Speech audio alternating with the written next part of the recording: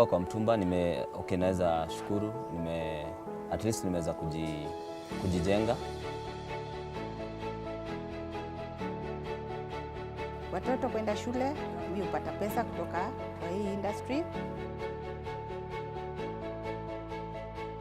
I believe if today the government decides to soften or to lower the prices of jute, of course the importers will also lower the prices.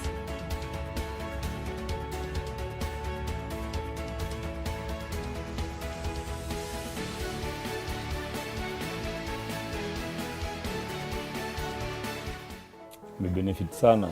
Jumali naishi, school fees nalipa, watu wangu kitu wanakula, I think kila kitu. Nilikuwa naishi rented house, hizi naishi kwangu. So ni mtumba. The benefit is enormous. There's value added by sorting. So you become part of the supply chain. For example, clothes that are coming into this country today, into Kenya today, are being sorted in Europe, right? So a container of $10,000 from Britain going into Romania comes out of Romania actually valued at $15,000, right? So that's just an example. And that is just because it's been sorted in a certain way. However, we could actually have a sorting center here locally, shorten the supply chain and take the benefit, the economic benefit of a sorting center. Sorting centers are also labor intensive, so it would create huge employment opportunities. And in Kenya, we need that. The whole of Africa actually, but Kenya has a very large young population that is unemployed. And so we need to counter that. So sorting centers benefit in that way. They also will have an enormous environmental impact globally. Yes, yes. I believe if today the government decides to soften or to lower the prices of jute, of course the importers will also lower the prices. And this will also affect the end person who is using the mitumba. So it will all be beneficial to the Kenyan people, to the people who are down there. Number one, let me tell you, mitumba has benefited mostly the housewives, people who have no education. They are able to raise their lives or their standard. Mitumba trade has also benefited university graduates, students who are now upcoming. Before they get their dream job, this is where they start. This is where they begin. Some of them have not even pursued whatever they were pursuing. They got into the trade, it was successful, they are doing it comfortably. So it is a business that the government should put their eyes on. It is one of the business that is breaching the gap. The government is always talking about creating employment. Mitumba trade is creating employment. Look at today's statistics. We are over 2 million. 2 million people. Half of those people are not educated. They are not people with technical courses. They are just people who knew the principle of buy and sell. So this is a trade that should be respected worldwide. It is bridging the gap. It is giving people hope. Even those who are down there, who everybody thinks they can become nobody. We have testimonies of people they don't have school education, but today they are millionaires. They are employers. They are doing so well. Thank you.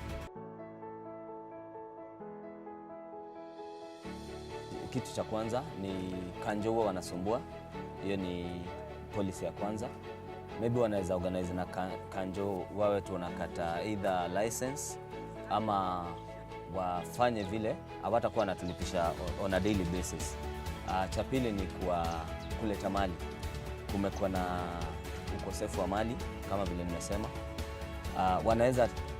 Wanaweza fanya bidii tukapata mali, itaweza kubenefit watu wengi na vijana wengi na pia watu wengi wanaofanya mtumba.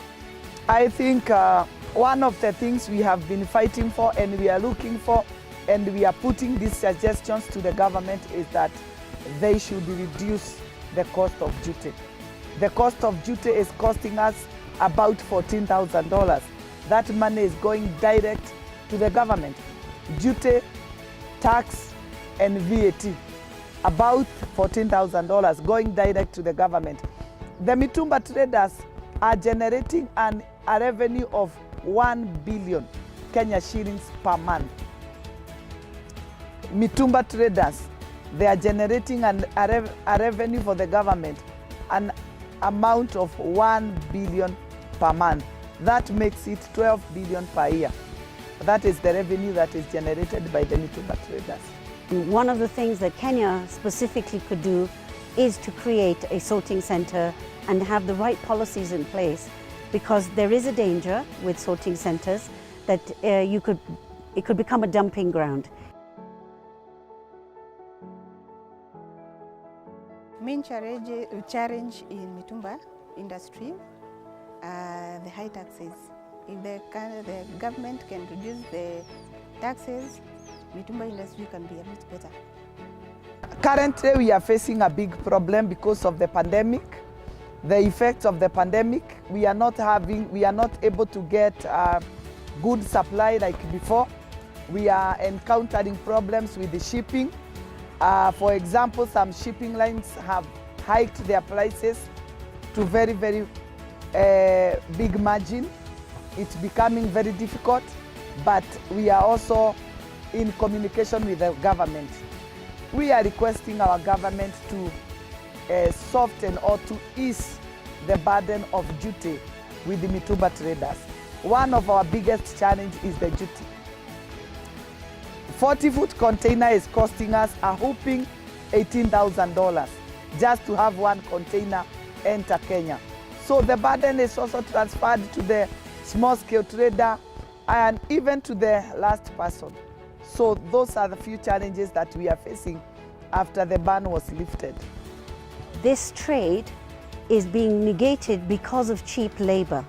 So for example, you know, you're paying very cheap labor in Bangladesh and in China to manufacture certain goods that are being sold in the global north. Now, for manufacturers to compete, they actually have to pay those kind of wages. The only way manufacturing can increase in Africa is by subsidies.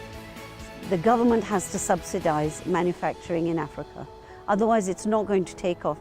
We're not competing directly with Mitumba. It's a misunderstanding of the situation.